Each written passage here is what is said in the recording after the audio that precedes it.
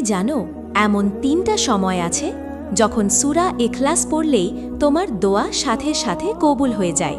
ভালো করে শোনো, ভিডিওটা শেষ পর্যন্ত দেখো, আর তার আগে একটা লাইক দাও আর কমেন্টে বলো আল্লাহু আকবার।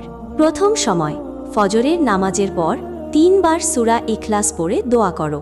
আল্লাহ বলেন, আমি আমার বান্দার ডাকে সাড়া দিই।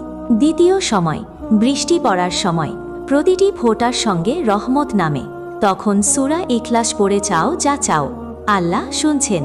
তৃতীয় সময়, তাহাজ্জুদের রাতে যখন সবাই ঘুমিয়ে, তখন তুমি আল্লাহর সামনে কাঁদো, সূরা ইখলাস পড়ে দোয়া করো, দেখবে দরজাগুলো নিজে থেকেই খুলে যাবে ইনশাআল্লাহ।